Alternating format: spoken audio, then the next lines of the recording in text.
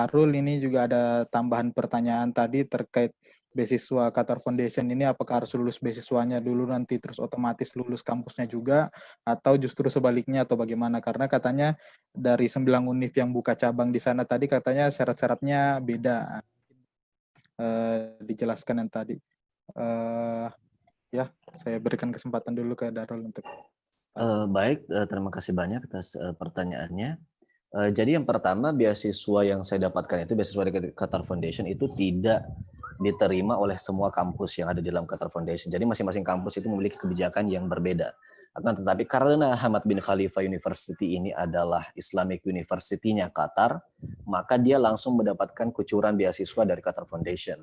Jadi masing-masing kampus, itu misalnya CMU dan sebagainya, mereka itu memiliki beasiswa yang berbeda-beda. Beberapa teman-teman Indonesia misalnya yang mengambil program S1 di sana, mereka itu mendapatkan beasiswa loan yang pinjaman itu, yang kemudian setelah itu nanti diganti ke kampus. Jadi prosesnya adalah setelah mendaftar kemudian diterima oleh Hamad bin Khalifa University, itu kita akan diterima dulu oleh kampusnya, tapi nanti setelah diterima, nanti kemudian akan ada pemberitahuan apakah kita juga sudah mendapatkan beasiswanya atau tidak. Jadi tidak langsung begitu. Meskipun sampai sekarang saya belum mendapatkan ada informasi bahwa ada mahasiswa internasional yang diterima di kampus tapi tidak mendapatkan beasiswa. Kebanyakan semuanya mendapatkan beasiswa. Kemudian mungkin saya perlu tambahkan yang tadi bahwa persyaratan IELTS dan IBT itu untuk di kampus saya di Hamad bin Khalifa itu hanya untuk konsentrasi yang menggunakan pengantar bahasa Inggris, yang 3 tadi itu. Adapun yang 2 yang berbahasa Arab itu bahkan tidak mensyaratkan TOEFL. Jadi beberapa teman-teman saya itu dia bahkan hanya mengirimkan berkas-berkas, terkadang ada yang tidak ada interviewnya dan tiba-tiba mendapatkan email lulus.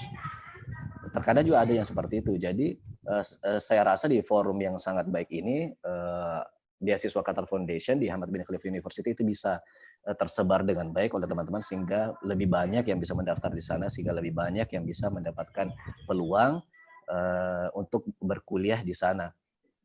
Kemudian yang perlu saya beri tambahan juga adalah bahwa di sana tidak ada persyaratan minimal usia, maksimal usia, tidak ada juga persyaratan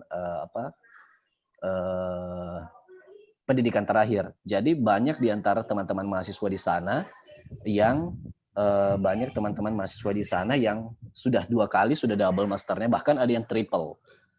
Di angkatan saya itu ada yang triple master, ada juga senior saya itu yang sementara juga studi doktor di kampus lain, di negara lain, yang kemudian mengambil lagi S2 di Hamad bin Khalifa University.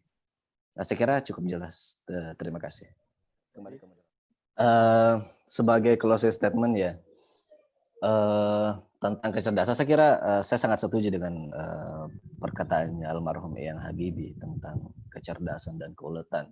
Beliau saja yang sekira semua orang tahu di dunia ini bagaimana cerdasnya, bagaimana tingginya nilai IQ-nya Habibie, tapi beliau pun masih berkata bahwa mentalitas yang beliau pakai adalah mentalitas sepeda. Ketika dia berhenti belajar, maka dia akan mati. Maka kata beliau, kecerdasan itu tidak ada gunanya tanpa kedisiplinan, tanpa ketekunan. Saya sampai saat ini juga saya masih setuju dengan multiple intelligence-nya Howard Gardner, bahwa kecerdasan itu tidak hanya soal cerdas menghafal, cerdas matematis, cerdas fisik atau ruang, yang kuat fisiknya, kemudian yang bagus suaranya di bidang seni. Masing-masing orang memiliki kecerdasannya. Di dalam Al-Quran saya kira banyak ayat ya, misalnya Allah berfirman, "I'malu ala ma kanatikum inni amilun." Berbuatlah sesuai dengan bidangmu masing-masing. Begitu juga misalnya di surah Yusuf, "Udkhulu min abwabin mutafarriqah." Masuklah dengan pintu yang bermacam-macam. Jadi tidak hanya satu. Kalau kita ingin takhalluqu bi akhlaqillah, maka itu bahkan ada 99 pintu untuk menuju kebaikan. Belum lagi kalau kita mengambil pendapat yang mengatakan bahwa Asmaul Husna itu sebetulnya tidak terbatas, sebagaimana pendapat para kaum sufi. Nah, kemudian oleh karena itu saya ingin mengatakan seandainya dulu saya bisa kembali ke masa lalu, mungkin pesan ini akan saya lakukan.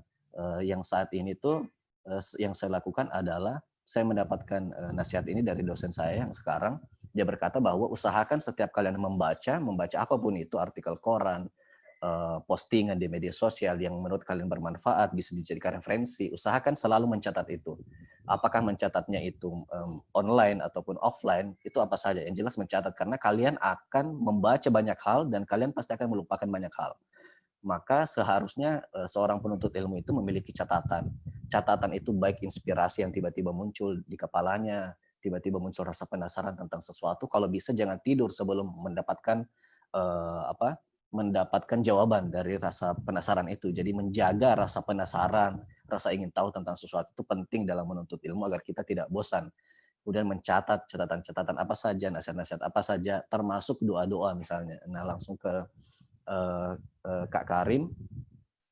Sejak dari pesantren saya selalu mengamalkan, saya tidak terlalu cerdas, saya biasa-biasa saja, akan tetapi saya selalu berusaha mengamalkan setiap nasihat dari guru-guru kita, guru-guru di pesantren. Setiap misalnya ada guru oh, kasih lagi doa ini, misalnya di pengajian Al-Adhkar, dulu guru Ustaz Murdani, beliau itu, saya ingat sekali beliau mengajarkan satu hadis yang tentang doa, bagaimana kalau kita pergi ke suatu daerah yang asing, bagaimana agar kita tidak dibodoh-bodohi di sana, bagaimana agar kita tidak dizolimi di sana dan sebagainya. Itu ada doanya. Beliau pernah mengajarkan di Al-Adhkar.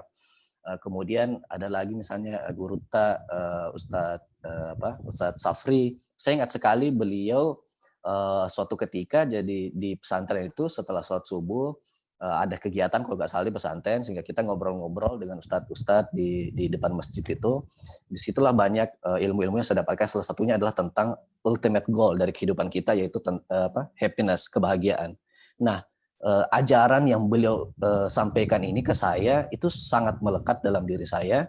Kemudian sampai kemudian saya di kelas waktu di semester pertama itu di mata pelajaran di mata kuliah Islamic Ethics itu kembali dibahas tentang apa sebetulnya ultimate goal dalam konteks filosofis, apa sebetulnya ultimate goal dari kehidupan umat manusia. Dan di saat itulah saya kemudian mengingat nasihat beliau, Guru Ta, kemudian saya menjawab bahwa happiness, ternyata jawaban itu benar. Dan dari situlah saya merasa, oh ternyata kita tidak boleh memandang siapa yang memberi tahu kita ilmu itu. Mungkin kita menganggap bahwa pesantren kita jauh di pelosok desa, di ujung dunia. Ada yang mengatakan di ujung dunia. Kita tidak boleh memandang remeh apapun itu. Catat saja, ingat baik-baik. Keberkahan ilmu itu ditentukan oleh Allah Subhanahu wa taala, tergantung bagaimana akhlak kita, bagaimana kita memperlakukan guru-guru kita, orang-orang tua kita. Kemudian jadi wirid-wirid itu ketika guru-guru kita memberikan nasihat, usahakan baca Yasin setiap hari, baca Ar-Rahman, Al-Waqi'ah, Al-Mulk, dan surah-surah yang lainnya, baca wirid ini setiap selesai sholat, baca ini setelah sholat subuh, semuanya itu saya usahakan catat dan sebisa mungkin saya amalkan.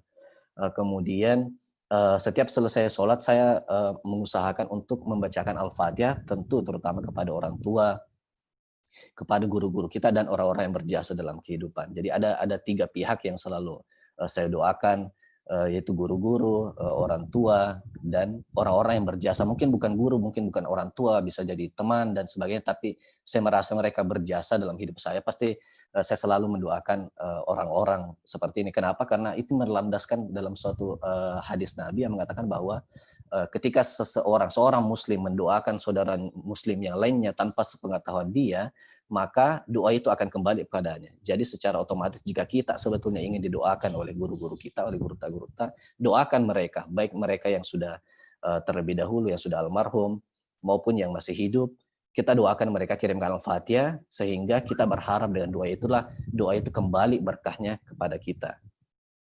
Saya kira demikian dari saya. Untuk teman-teman, untuk adik-adik, jangan pernah menyerah.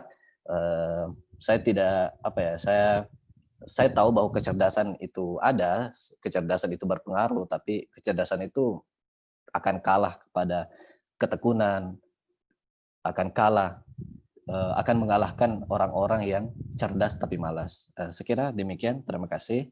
Terima kasih banyak kesempatannya, saya kembalikan kepada moderator.